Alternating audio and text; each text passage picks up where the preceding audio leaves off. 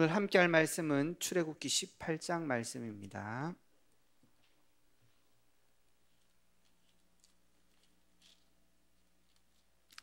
출애굽기 18장 1절에서 12절까지 말씀입니다. 출애굽기 18장 1절에서 12절까지 교독하시겠습니다.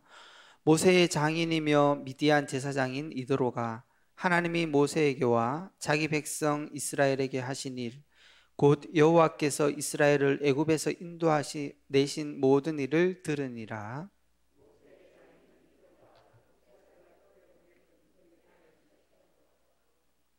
그의 두 아들을 데리고 왔으니 그 하나의 이름은 게르솜이라. 이는 모세가 이르기를 내가 이방에서 나그네가 되었다 하며,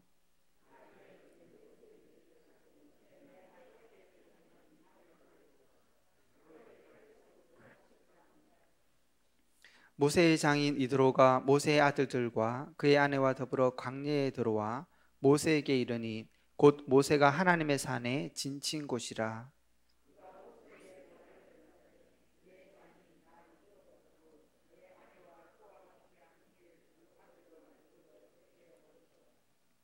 모세가 나가서 그의 장인을 맞아 절하고 그에게 입맞추고 그들이 서로 문안하고 함께 장막에 들어가서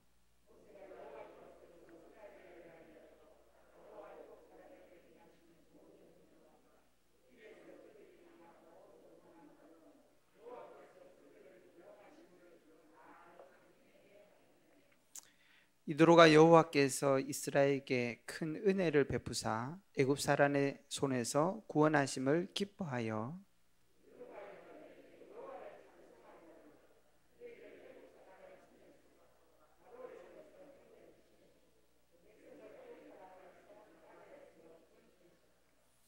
이제 내가 알았도다. 여호와는 모든 신보다 크심으로 이스라엘에게 교만하게 행하는 그들을 이기셨도다 하고, 모세의 장인 이드로가 번제물과 희생제물을 여호와께 가져와서 아론과 이스라엘 모든 장로가 와서 모세의 장인과 함께 하나님 앞에서 떡을 먹으니라. 아멘. 오늘 읽은 이 본문 통해서 237을 본 모세를 도운 중직자, 237을 본 모세를 도운 중직자라는 제목으로 하나님의 말씀의 은혜를 나누기로 원합니다. 오늘 여기 이 이드로라는 그 모세의 장인, 중직자가 받은 축복들이 나오고요. 하나님을 알 수 있다는 건 굉장한 축복입니다. 사실 그만큼 큰 축복은 없는데 그 사람이 헌신을 했다는 것은 큰 은혜죠. 우리가 하나님의 은혜로 살아갈 수 있다는 것. 그런데 이 이드로의 장로가 속해 있던 미디안 족속은 사실 이때 헌신만으로 끝난 게 아니라 성경을 계속 살펴보면 이스라엘이 어려웠던 순간들 속에서도 이 이방이었던 이 사람들이 하나님의 은혜를 입고 하나님께 헌신을 시작했는데 그게 예수님 오시는 그날까지 진행돼요. 심지어는 사사기 때 굉장히 어려운 시기에도 이 미디안 그 족속 중에서 하나님을 믿던 사람들이 헌신하는 장면들이 나오고, 또 예레미야 35장에 보면 이스라엘이 정말 하나님 앞에 배반해서 마지막까지 결국은 포로로 보낼 수밖에 없었던 그때에도 이 족속을 통해서 하나님께서 예를 들면서 말씀하시는 걸 볼 수 있습니다. 어떻게 이렇게 한 중직자, 어떤 면에서 하나님의 은혜를 잡은 사람이 헌신을 하고 끝까지 쓰임받으면서 축복을 받을 수 있는가? 우리 많은 성도들이 교회에 와서 헌신을 하고 또 앞으로 렘넌트들은 헌신을 다짐합니다만은 그것이 우리 마음대로 쉽지 않지 않습니까? 오늘 이 중요한 언약들을 우리 중직자들이 붙잡고 산업인들이 붙잡아야 될 것입니다. 이번 주에 우리 강단에서도 말씀한 것처럼 우리의 싸움은 다른 싸움인 겁니다. 이 오늘 제대로 이 헌신을 한 이드로가 바로 본 것이 아니야 하나 있습니다. 우리 모든 중직자들이 올바른 헌신을 하려면 얼마나 열심히 하는가 이전에 올바로 봐야 되는 눈이 있다는 거예요. 그게 영적인 세계에 관한 눈이었어요. 하나님이 우리에게 주신 축복도 그거였고 우리가 누려야 되는 것도 그거고, 그걸 본 사람은 다른 거예요. 사실 이번 주 강단도 말씀하셨지만 이 영적인 축복을 제대로 못 보니까 교회가 다른 싸움을 하게 된다고. 그러니까 다른 것 때문에 계속 일을 하게 된다고 그렇게 말씀하는 것입니다. 요한복음 6장 63절에도 예수님이 하신 말씀이 나옵니다. 그게 오병이어를 행하신 이후에 예수님께서 하신 말씀입니다. 오병이어, 물고기 2마리하고 떡 5덩이를 가지고 엄청난 숫자가 먹었어요. 먹고 나니까 이스라엘 백성이 놀란 거죠. 야, 이 사람은 우리의 왕이 될 만하다. 그래가지고 왕으로 삼으려고 그랬어요. 자칫 잘못하면 우리가 헌신한다는 것이 그럴 수 있고 그럴 수 있어요. 근데 예수님께서 그때 하신 말씀입니다. 아니라는 것입니다. 이스라엘 백성이 출애굽을 계속하면서 만나를 먹었습니다. 하나님께서 먹여주셨잖아요. 근데 그게 중요하냐 그런 얘기를 하시면서 살리는 것은 영이니 육은 무익하니라 이렇게 말씀하신 거예요. 육신적인 게 필요 없다는 것이 아닙니다. 그게 모든 것으로 알고 있으니까 그게 문제가 되는 것입니다. 우리 렘넌트들이 당연히 취업 준비하고 지금 맡은 학업에 올인해야 되는 거죠. 그러나 하나님이 우리에게 주신 이 영적인 참된 축복을 알지도 못하고 누리지도 못하면 그 속에 빠져 죽게 된다는 것이에요. 그런데 이 미디안의 장로가 이 영적 세계의 눈을 열게 된 거예요. 오늘날 한국교회가 정말 이 축복들을 회복해야 되는 것입니다. 교회가 이 축복을 회복 못하니까 3단체가 일어나가지고 그 힘을 가지고 세상을 장악해 가고 있습니다. 오늘날 사람들은 영적인 힘을 가진 자가 세계를 움직인다고 얘기합니다. 이제는 그 사람들도 그 세계를 인정하기 시작했어요. 이제 뭐 과학이 계속 발전하면서 무시하지만 사실 그렇지 않거든요. 실제는 그것입니다.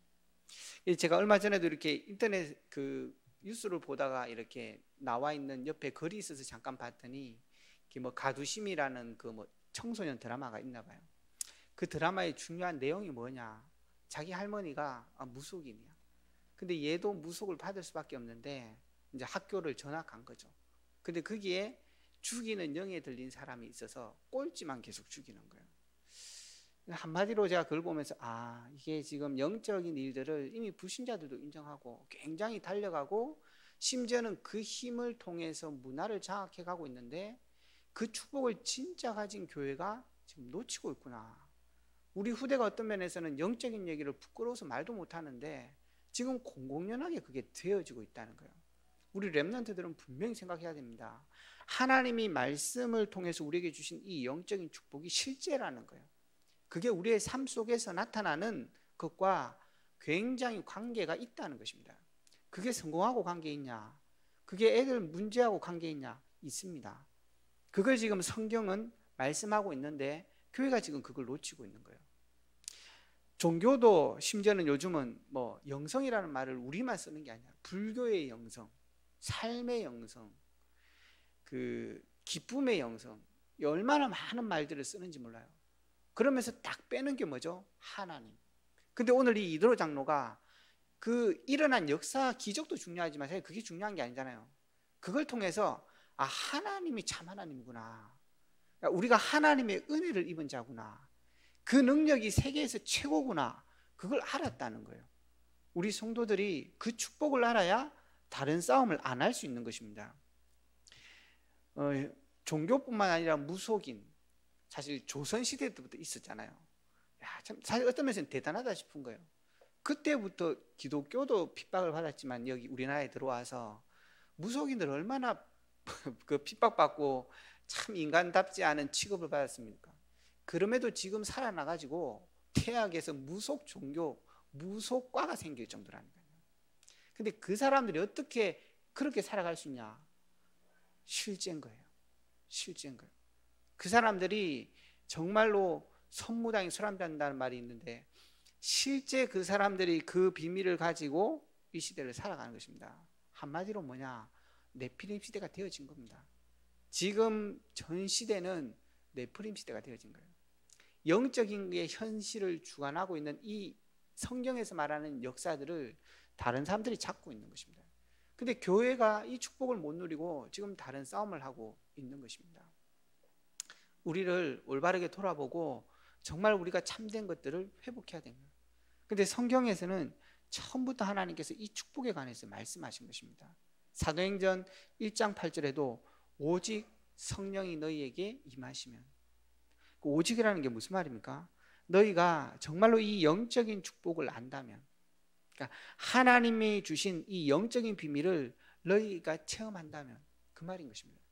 그걸 체험하면 오늘 이도로의 삶이 이해되어지는 것입니다. 이게 이해되어지고 이게 보여지기 시작하면은 성도가 진짜 세 가지 축복을 누리게 됩니다. 그게 본론이에요. 정말 우리 성도님들이 이번 한 주간에도 다른 싸움이 아니라 실제 영적인 축복들을 보시기 바랍니다. 그러면은 반드시 보여집니다. 보좌의 축복. 그것을 모세가 받고 그거를 이도로가 본 거예요. 그리고 그 보좌의 축복을 보고 나면 하나님이 반드시 그 보좌의 축복을 현장 속에 실현시키십니다. 지금 그 3단체 중에서도 명상운동이 이런 것들이 이 영적인 실제를 가지고 그걸 과학화시키고 의학화시켜서 현장 속에 나타내고 있잖아요.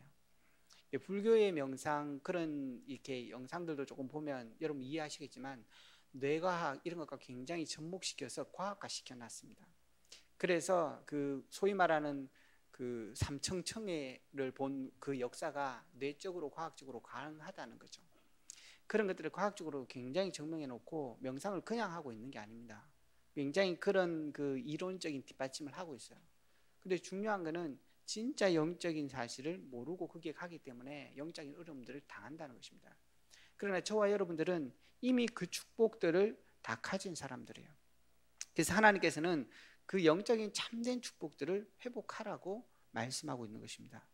그걸 이번 지금 렘넌트 대회에 지금 계속 흘러나오는 메시지가 이거거든요.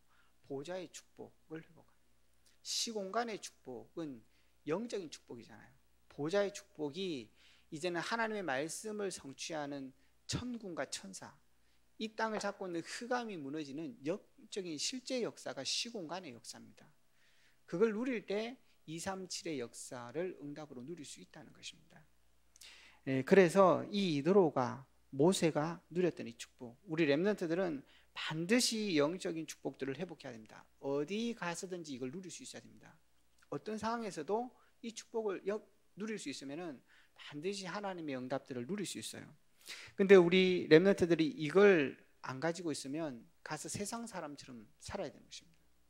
수요일날 김지영 목사도 말씀하셨지만 다 어려움 있고 굉장한 경제인 힘든 사람들 무속인 찾아가고 그 사람들 끼고 있지 누가 옆에 교인한테 물어보냐는 것입니다. 근데 진짜 비밀은 성도가 가진 거거든요. 다니엘은 이 영적인 축복을 정말 보고 미래를 다 봤다니까요. 그게 하나님께서 다니엘에게 준 것만 아니잖아요. 이사야는 굉장히 어려운 시간에 그 보좌의 축복을 보고 참된 미래를 보고 하나님의 모든 응답을 다 누린 거예요. 우리 성도님들이 정말로 이 축복을 회복하는 거예요.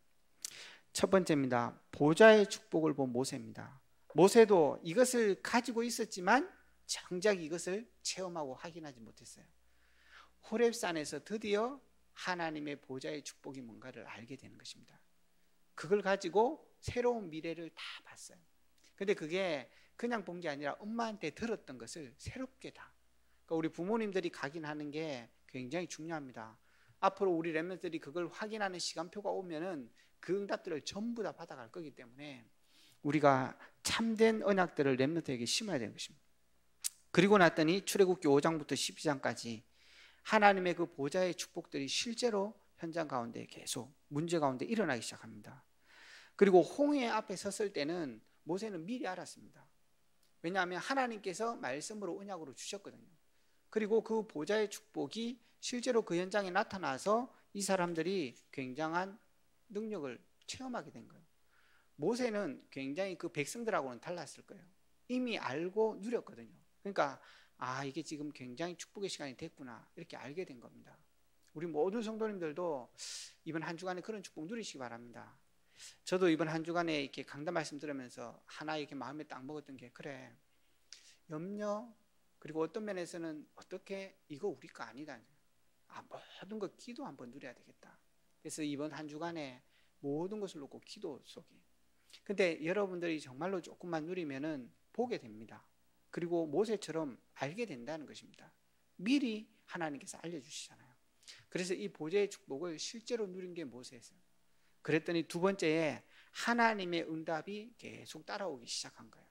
그래서 우리 성도의 삶은 이 비밀을 알면 굉장히 쉬워진, 근데 이 비밀을 모르면은 굉장히 살수록 신앙생활이 힘들어집니다. 갈수록 신앙생활이 무거워지는 거예요. 왜냐? 내가 세상 사람처럼 살아야 되고 또 하나 더 종교생활을 해야 되는 거거든요. 근데 이걸 알면 굉장히 쉬워지는 거죠.